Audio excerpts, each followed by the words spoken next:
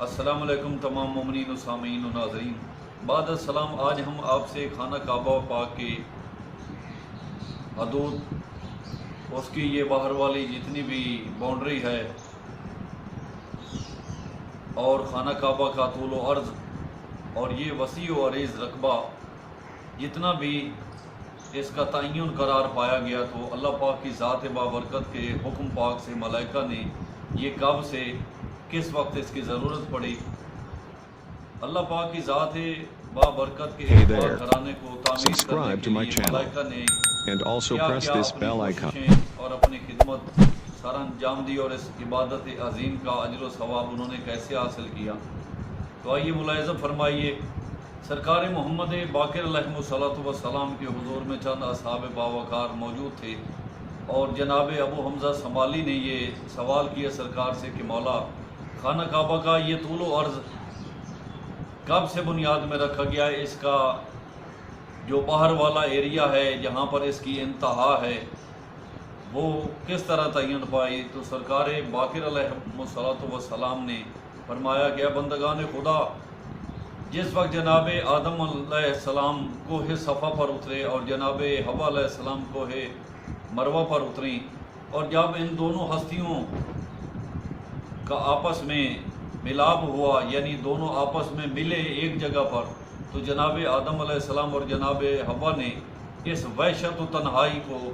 گھبراہٹ میں محسوس کیا اور رونے لگ گئے۔ تو مالک کائنات نے جناب جبرائیل علیہ السلام سے یہ فرمایا کہ اے جبرائیل، کیونکہ میں رحیم و کریم غفور و ستار العیوب اللہ ہوں اور میں اپنے بندوں پر رحم کرتا ہوں، تو اے جبرائیل مجھے ان دونوں ہستیوں پر رحم آیا ہے، تو ایسا کرو تم جنت کے خزانے میں سے ایک جنتی خیموں میں سے ایک جنتی خیمہ لے جاؤ، اور مکہ کے ان پہاڑوں کے درمیان جو نشیب ہے اس میں اس خیمہ کو قائم کرو آدم علیہ السلام اور جناب حوا علیہ السلام کے لیے۔ تو جناب آدم علیہ السلام اس پاک سرزمین پر تشریف لے آئے جس جگہ آج خانہ کعبہ موجود ہے۔ تو جناب آدم علیہ السلام نے حکم الہی سے بالکل جہاں یہ خانہ کعبہ آج موجود ہے وہاں پر اس خیمہ کو نصب کیا۔ یہ جنتی خیمہ جس کے چوبے یا عمود جس کو کہہ لیں یا بانس جس کو کہہ لیں، یہ یاقوت کے تھے، اور اس کی میخیں خالص سونا کی تھیں، اور اس کی تنابیں جو تھیں وہ ارغوان کے ریشوں سے تیار کی گئی تھی۔ تو جناب جبرائیل علیہ السلام نے جس وقت اس خیمہ کو نصب کرنا چاہا، تو یاقوت کی ان عمود سے، ان بانسوں سے، ان چوبوں سے ایک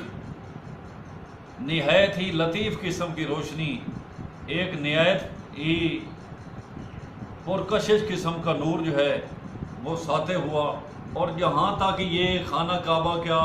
بیرونی جتنی بھی حدود ہے وہاں تک وہ روشنی جو ہے وہ پڑی۔ تو اللہ پاک نے حکم دیا کہ اے جبرائیل علیہ السلام، یہ روشنی، یہ نور جہاں تک جا رہا ہے وہاں پر ان میخوں کو نصب کرو اور ان کے اوپر ان تنابوں کو باندھو۔ تو خانہ کعبہ کی جو حدود ہے اندرونی، یہاں پر یہ خانہ کعبہ پاک اس وقت موجود ہے، یہ بالکل بیت المعمور کے بالمقابل ہے، کیونکہ اللہ پاک نے باطنی طور پر اپنے اسرار و رموز و علوم جو اپنی ذات بابرکت میں اس ذات کبریا نے، جو اس ذات کے لیے چھپے ہوئے نہیں تھے، بالکل نہ مخفی تھے، وہ اللہ پاک کی ذات نے آدم علیہ السلام کے اتارے جانے سے قبل اس بارگاہ عظیم کی حدود قائم کر رکھی تھی۔ لیکن جناب آدم علیہ السلام کا ظاہری ظہور ہونے کے بعد جب ان کو ضرورت پڑی تو اس بارگاہ عظیم کی تعمیر کا سلسلہ یا نصب کرنے کا سلسلہ جو ہے وہ شروع ہوا۔ بہرحال خیمہ لگ گیا، جناب آدم علیہ السلام اور جناب حوا علیہ السلام بی بی پاک اس خیمہ کے اندر جو ہیں وہ رہائش پذیر ہوئیں، اور 70,000 ملائکہ کو اتارا مالک کائنات نے شرور شیاطینی سے جناب آدم و حوا کی حفاظت کے لیے۔ پھر مالک کائنات کا حکم ہوا کہ اے جبرائیل، آدم و حوا کو اس خیمہ سے باہر نکالو، جناب آدم کو اور جناب حوا کو انہی مقامات پر علیحدہ علیحدہ بٹھاؤ اور اس خیمہ کو اٹھا لو۔ تو جناب جبرائیل علیہ السلام نے جناب آدم علیہ السلام کو کوہ صفا پر بٹھایا اور جناب حوا علیہ السلام کو کوہ مروہ پر، اور اس خیمہ کو اتار لیا۔ مالک کائنات کا حکم ہوا کہ اے جبرائیل علیہ السلام، تم اب دوسرے ملائکہ کے ساتھ مل کر میرے اس گھر کی یہی جگہ جس پر تم نے خانہ کعبہ کے پہلے گھر کا انعقاد کیا ہے، اس کی تعمیر کرو۔ اور اس گھر کا انعقاد کیونکہ ایک جنتی خیمہ سے ہوا تھا اور یہ کسی خاص مسکن کے لیے تیار نہیں ہوا تھا، بس چند ایام گزارے جانے کے بعد یہ گھر مخصوصیت کے ساتھ رکوع و سجود اور طواف حجاج اور دیگر زائرین کے لیے بنایا جانا تھا۔ تو جناب جبرائیل علیہ السلام کو اللہ پاک کا حکم جو ہے وہ نازل ہوا، تو جناب جبرائیل علیہ السلام نے 4 پتھر جو ہیں وہ مختلف جگہ سے اٹھائے۔ ایک پتھر کوہ صفا سے، ایک پتھر کوہ مروہ سے، ایک پتھر طور سینا سے، اور ایک پتھر جبل السلام جو پشت کوفہ کے قریب ہے۔